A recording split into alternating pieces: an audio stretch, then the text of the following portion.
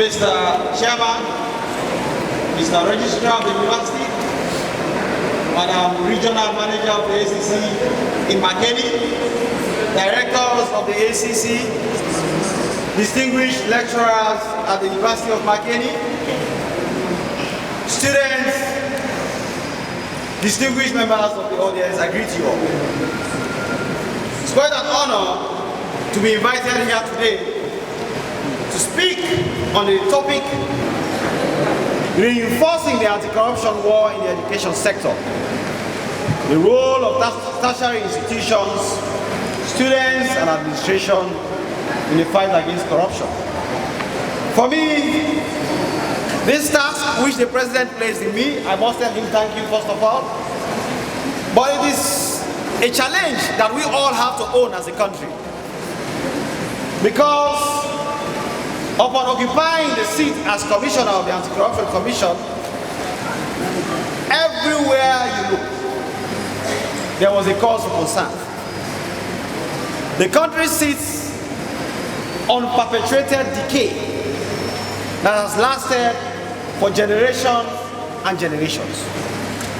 We are at a stage where we either unite ourselves to tackle the common enemy which has held our country's progress, or we continue to perish as a nation. Therefore, if we want to move ourselves from the mire that we have been put in by generations of leaders, bad examples, the country lacking models for us to change, it is good for us to embrace the fight against corruption. This invite comes at a time when the National Development Plan lays emphasis on human capital development, with quality education being emphasized at all levels. We have a president whose vision for socio-economic transformation of Sierra Leone is firmly built on developing an educated population to lead the social transformation that Sierra Leone needs. For a country that was once referred to as the Athens of West Africa, the choice of topic for this lecture is very apt, mainly because it is now very clear to all citizens that the values and hallmarks of integrity, discipline, and excellence which characterize our educational system has been consistently eroded over the past several decades. In fact, it has deteriorated to the brink of collapse. The truth is, Sierra Leone has one of the highest illiteracy rates in the world. The literacy rate of the country, according to UNESCO, remains stagnant at 48.1% of the total population of the country, with 58.7% being men and 37.7% being women. This is the literacy population, not the illiteracy population. So if you flip it across, the illiteracy population is nearly 60%. The most recent United Nations Human Development Index places the country among the bottom 10 worst off in the world. That means this country we sit in, which we pride ourselves to belonging to, is among the bottom 10 worst off in the world for all the wrong reasons. Regrettably, we are what seems to be a point of no return, as the standard of education and output continues to take a nosedive. The institutions of higher learning, as their lower counterparts, which means the universities as well as the primary and secondary schools, remain decayed and mostly dilapidated. There is a lack of adequate and proper facilities that will be useful to students in their chosen disciplines. Some of us, we studied out of the country. We studied in Sierra Leone, but also studied out of the country. And if you look at the facilities that we have in most universities, you'll be surprised how backward we are. There is a lack of adequate and proper facilities that would be useful to students in their chosen disciplines. We have a situation in this country where students are studying the sciences, for example, but the laboratories are not even equipped with the basic materials for their studies. We have people who study disciplines and they've never had engineering, say structural engineering, but they don't even have the right places where they can practicalize their experience. That is what we sit on as a country. The available faculties and disciplines remain few and mostly unprogressive. The disciplines we have in Sierra Leone, which people study, are so few. So we are scrambling over things that other countries have moved past.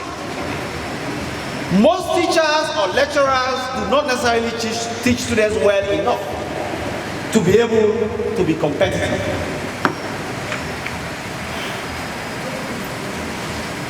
And these teachers who do not teach well examine the students with the objective that they must fail. I have never seen that anywhere. I have studied in many different countries. I have never seen a situation where lecturers teach with the aim that students should fail. But sometimes it is wrong.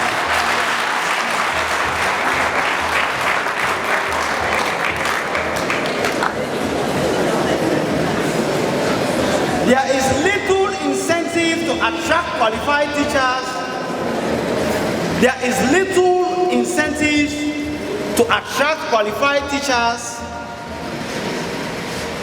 to help raise the standard of the faculties in our universities.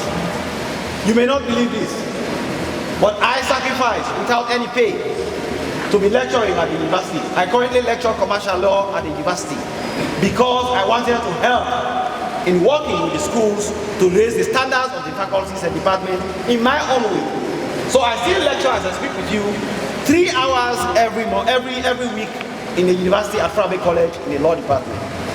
But I am doing it for free.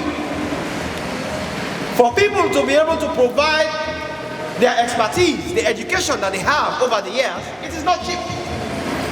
But we do not have as much incentives to bring them on board in the universities. So most times we attract people who are not well incentivized to be there to teach, although there are many people who, of course, with even the bad conditions, are sacrificing a lot to make sure that things improve. This is what we sit on. The level of political interference in admission of students and the recruitment of students and staff is scandalous. The administration of the respective schools and universities seem to have lost control of properly managing and disciplining their staff and students. Above all, majority of students are awarded lower class degrees that inhibit their ability to be awarded serious scholarships or gain admission into world-class universities. This is what is happening in Sierra Leone.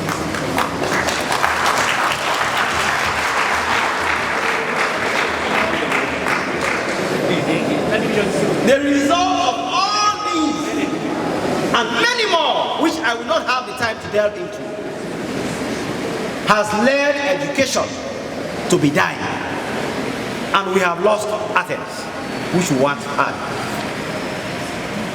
It is important to note that since the rise of the anti-corruption agenda in the 1990s, a wide range of reports, conventions, and legislations have emerged aimed at enforcing and promoting transparency, integrity, and accountability, particularly in developing countries. Nonetheless, despite the relative widespread implementation of anti-corruption reforms and institutional solutions in Africa, for example, no more than 21 countries in Africa have enjoyed a significant decrease in corruption. In fact, 27 countries in Africa have become worse off than they were in the mid-90s. The same could be said of other parts of the world. So the story that I am telling you here is not just common to Sierra Leone. It's an African crisis. For a successful approach to preventing corruption and morally reprehensible behavior, in addition to punitive and institutional measures, we also need to understand the challenges and the determinants of corrupt practices before tackling the illegal or otherwise antisocial behavior. It is important to highlight that from the basic to the university levels, curricula typically lack components that will contribute to a non-tolerance of such conduct, thereby developing a continuing generation of young people who do not sufficiently understand the cancerous effect and implications of the monster called corruption that has mostly destroyed our country. Our curricula, maybe at Unimak you have, but mostly what we teach our citizens who go through the university system, who go through the school system, lack components that train them to be responsible citizens, that sufficiently have what you call training and understanding on ethics, on accountability, and on transparency. In my view, there are good reasons for higher education to take on these challenges. First, on the national level, corruption is considered one of the major obstacles for meaningful democracy, economic wealth, and human well-being in all countries. How well a country stands today in the Human Development Index, and I want you to listen to this. How well a country stands today in the Human Development Index is directly related to how well it has controlled corruption and how much of its resources is lost to corruption and other economic hemorrhaging. No matter, pick any country in the world. If it is good, if it is doing well, if its citizens are better off, there is a direct relationship of how effectively it has controlled corruption. Corruption cannot be eliminated. It cannot be eradicated. Corruption is like a virus. And a virus, almost all of us sitting here, we have various viruses in us. In fact, even HIV, which is considered one of the most dangerous viruses, could live in us. But if we control it in such a way that it does not interfere with the functioning of our system, we can go about our business without anybody having to know, without it decapitating us. That is how corruption is. If you think that Commissioner Kaifala was appointed to come and eradicate corruption, that is a mistake. But I am here to help the country control corruption in such a way that corruption does not decapitate the country, so that we can live with it, but be able to provide schools, water, roads, to be developmental, for the economy to function well, and for us to enjoy the quality of life that the Sierra Leonean deserves. That is what the mission is. Eradication is impossible because we are human beings, and human beings are corrupt by nature. We are greedy. We want everything that we do not have. We will always live with it. But we make sure that those who go beyond the boundary understand that there are consequences for their action, and we take action on it so that other people can look at it and say, no, let me live within my means. That is the mission. Second, apart from direct costs, both petty and grand corruption erodes social trust and contributes to enforcing dysfunctional norms in society, as a social trust is needed in most undertakings of collective action. This can in turn undermine the ability of states to collect things like taxes. So basically that's it. Corruption basically is like this virus which you can live with. In the United States of America there is corruption. In Norway there is corruption. In Switzerland there is corruption. In Botswana there is corruption. But they have controlled corruption to such a degree that it is not damaging the fabric of the country, and the country is functioning. Third, societies governed by corrupt systems and unethical norms provide a breeding ground of economic crisis. Let me repeat this, particularly at the time when we are saying the ground dry. Societies governed by corrupt systems and unethical norms provide a breeding ground for economic crisis. Whatever the underlying causes of economic and financial crisis, many governments react to it by introducing what we call austerity measures. But that is not the solution. The combination of crisis and austerity is likely to amplify unemployment, poverty, inequality, which in turn directly and indirectly may lead to increased morbidity, mortality, and human suffering. So, if the system is already corrupt and you want to soak the ground by introducing austerity measures that you think can solve the problem, you are merely compounding the problem. Because it is corruption that is responsible for everything. You first have to tackle it.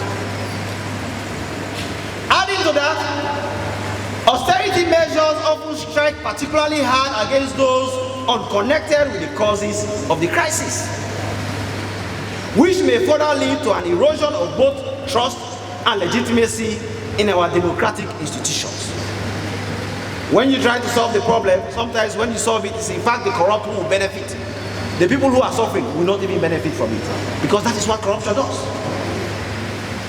Adding to that, because of a negative feedback loop, the situation provides a delicate social trap from which escape is particularly impracticable.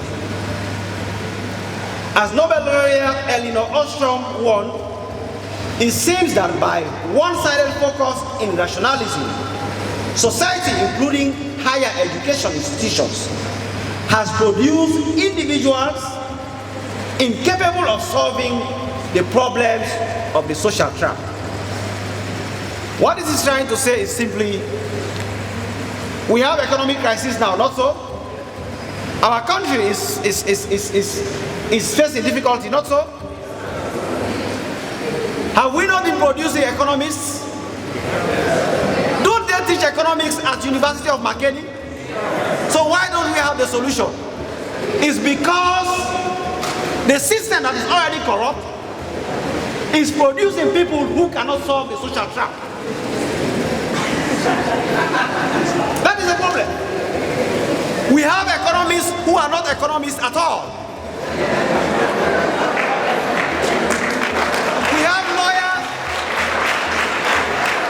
We have lawyers who are not lawyers. We have engineers who are not engineers at all. It's a problem. We have what we call economics. Those who have studied economics, we call it the lemon economy. The lemon economy is a terrible state. You think you are buying oranges, but what you have is actually lemons. So somebody says, I am a medical doctor, woe betide you if you lie under him for an operation. Somebody says he's an economist, you employ him, he calls him Director of Economic Development of the Republic of Sierra Leone. But you give him a simple economic problem to solve, he cannot solve. That is a trap we fight, it's called a social trap. Therefore, instead of continuing with an educational system that produces individuals geared towards narrow self-interest, higher education should adopt a more holistic approach with an emphasis on ethics and anti-corruption in an attempt to promote social capital and subsequently health and development. Let us stop producing selfish human beings. Basically, that's what it's saying. If you produce lawyers who have sufficient integrity, they will be able to deal with the affairs of their clients without defrauding them. If you produce economists who have sufficient integrity, they can deal with economic affairs without self-interest, and it will be good for the country. So the educational system has to be structured to produce that. Trust should be viewed as a social capital springing from the understanding that it is closely connected with economic efficiency and growth. As a collective attribute, social capital can loosely be defined as networks and norms that facilitate cooperation and collective action. Our universities are the hub for that cultivation. Nowhere is going to produce more people that can change the story of Sierra Leone than our universities. So the universities have to train youth students for them to act collectively as citizens to produce good for the country. But what we have is mostly, after a long while, you will see one very good scientist. But there are not many scientists around him for them to be able to combine their ideas together to produce good for the country. It's because our educational system itself is created in a way that does not foster collective action. As Nelson Mandela once put it, a country's future is only as promising as its next generation of citizens. And in his words, we can no longer sit and watch while many of our country's children are held back in a mire of ignorance and lack of skill. If we are serious about development and progress, we must restore the country to what it once was educationally, the Athens of West Africa. Only then can we consider ourselves to be closer to being ready to bring about socio-economic transformation within even a new direction. To start promoting social capital, we need to address the causes behind the causes. That is, the determinants of corrupt behavior. It seems likely that such behavior has its roots in the value system of decision makers at various levels within public and private sector, many of whom have been educated in our universities, where little emphasis is placed on ethical leadership. Our educational system. I studied my undergraduate degree in Sierra Leone. I went to school at the Sierra Leone Grammar School. I went through the system. What I was never taught throughout that period is ethical leadership. The following recommendations, which I am going to provide for universities, build on the assumption that trust is dependent on citizens' perception of the provision of public goods in society, such as social services, healthcare, legal services, but also perceptions of private providers of goods and services. If these are perceived to be uncorrupt, non-discriminatory, and reasonably effective, the recipient's generalized trust is likely to increase. If a majority of the agents, which means students, on the proving side of these interactions have received training in anti-corruption, ethical behavior, impartial behavior, it is possible that trust and social capital will be promoted, leading to a virtuous cycle which national health and development stand to benefit from. Therefore, if we are going to change the story of this country, there has to be a new approach to education, a new synergy for education, a rallying call for education. From the numerous interactions from which we infer our trust in others, it is clear that reaching out only to students of law and public policy will fail to have the desired effect. So when we are planning ourselves, most times we want to train the lawyers well because we think that they are the ones who will make our laws, they will be good. We want to train those who are doing public policy. You say, I'm going to FAM, Institute of Public Administration and Management. They are the ones who are trained on ethical leadership. That is a mistake. It's a serious mistake. Because in this country, there is no particular profession which occupies particular areas except those limited by law. So, in the banks, you have people who have PhD in history, who are managing directors of banks. You have people who did physics and chemistry, who are managers in our banks. You have bankers, they are trained to be bankers, but they are economists. You have engineers who are central to every procurement activity that happens in this country. We have doctors, nurses, administrators alike, who are all acting in various sectors, including the health sector or the business sector, whatsoever sector you go. You will meet somebody who is trained in some other discipline working there. Therefore, for universities or students to optimize their roles as drivers of change towards social capital and health and well-being, a whole university approach to promoting integrity and accountability is necessary. We recognize the university sector's potential as well as its responsibility to help shape the moral contour of society for the better. I therefore call on institutions of higher learning, which includes the university, to do the following. 1, we should endorse a cross-faculty approach to include components of ethics and anti-corruption in the curricula. All curricula, whether it's for medicine, whether it's for law, whether it's for physics, whether it's for anything, should have some element of ethical training included in it. 2, we should encourage and facilitate the incorporation of ethics issues within our classes. Number 3, we have to appreciate and incorporate the opportunity to shape professional identities with set of boundaries for future acceptable leadership. We have to teach them what is acceptable in the future. If you are an economist, what is required of you? We have to do that consciously in our teaching agenda. Also, very importantly, this is very important, we in academia have to talk the talk, but also walk the talk. Let me say that again. Particularly for the faculty,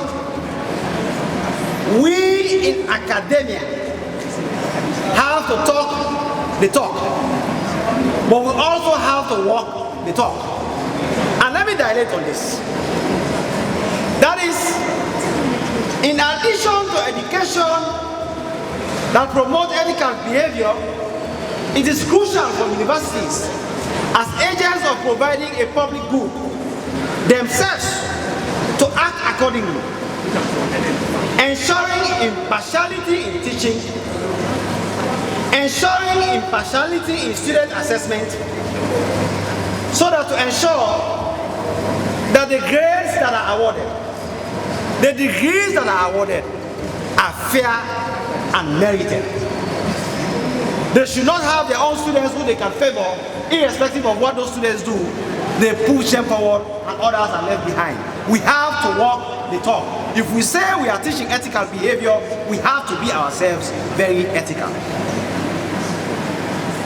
Through these initiatives, higher education can play its part in the global fight against corruption, but also higher education will be able to change the story of Sierra Leone.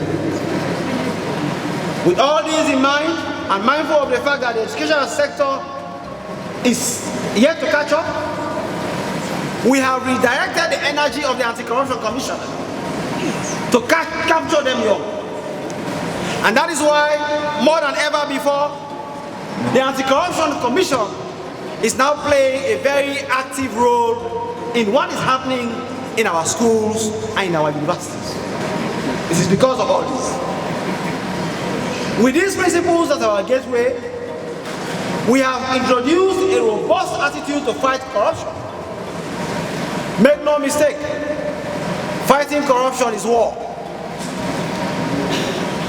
Fighting corruption is war. And we have to fight it as such.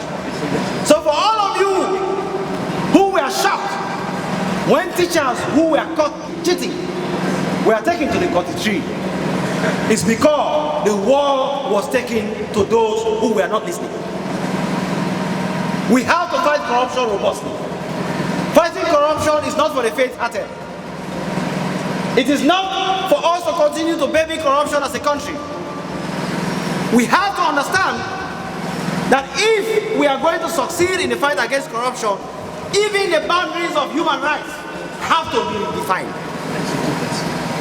So if people think that the Anti-Corruption Commission is going to be there distributing coke and sandwiches to people who are arrested, you should think again. That is the war. And we have to set the right examples so that we can create a generation that understands that there are consequences for our actions. And to be able to learn from good examples, to understand that from honest labor, one can succeed. Ladies and gentlemen, as you all understand, we continue to make corruption a high risk and a low return venture. Those who study economics will understand what that means. When something is a high risk and a low return venture, to engage in it is an economic choice. It's an economic decision. You can choose to invest or not invest. But if it is expensive, it's a high risk. If you invest and it is risky for you, very few people will be willing to take the opportunity. That is what we are doing with corruption. And that is why we have amended the law to strengthen the fight against corruption, to increase the punishment, to increase the accountability regimes in the country, to make sure that there are consequences for non-disclosure of assets, to make sure that other areas that were loopholes in the anti-corruption laws are closed. And as you all know, all these are yielding dividend. We are performing extremely well, not just very well. We are performing extremely well in many indices that we were not performing better before. In 2017, we are failing in the MCC scorecard at 49%. Today, we lie comfortably at 79%.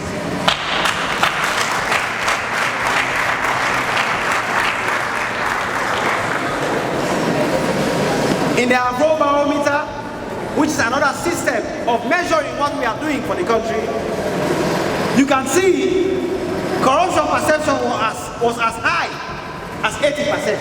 That means 80% of the citizens did not believe that we were fighting corruption at all. Today, that has dropped down to 43%, which means we are making a lot of progress in our citizens. Transparency International, for example, we are jumping at a very high rate. For example, between 2017 and 2018, we jumped only one space. One space, from 130 to 129. In 2019, we jumped by 10 spaces at the same time. And we scored the highest score ever in that system of measuring corruption. So we have to clap for ourselves as a country. Let's give ourselves.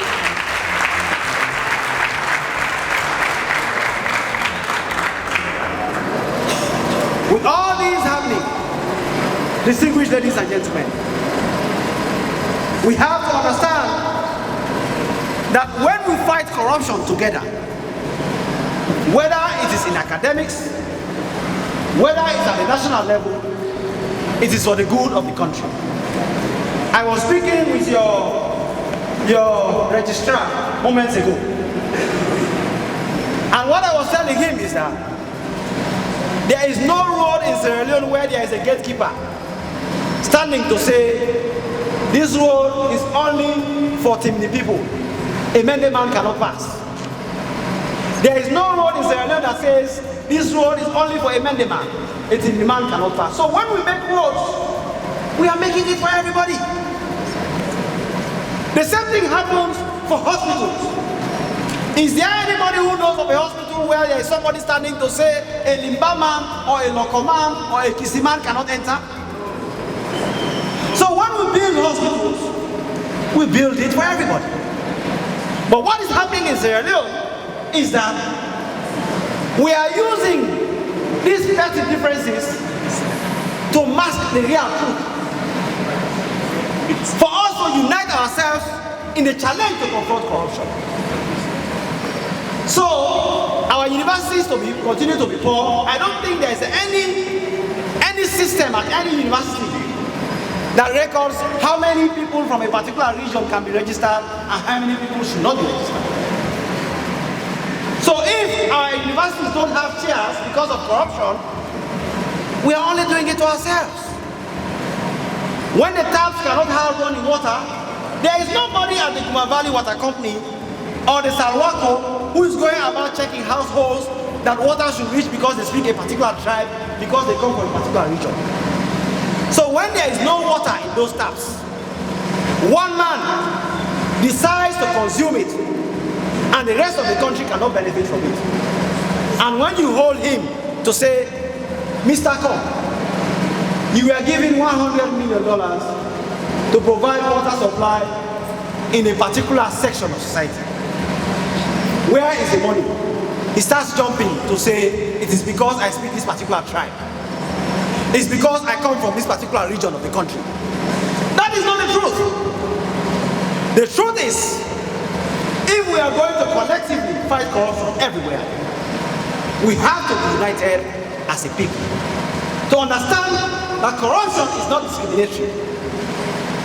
If our hospitals are not good and you are sick, if you go there, we have a lemon economy, not so. We think that we have oranges, not so. So when we go to hospitals and doctors are there, we are expecting to be good doctors, not so. But when they are operating on you and electricity goes, there was no question what region you came from. You will die. Therefore, as a people, Mr. Chairman, members of the faculty of Unimak, students, distinguished guests, I am calling on you to understand that we have a task at hand. Our economy is lemon. We have economists that are not economists. We have lawyers that are not lawyers. We have engineers that are not engineers. We have doctors that are not doctors. We have lecturers that are not even supposed to be in the classroom.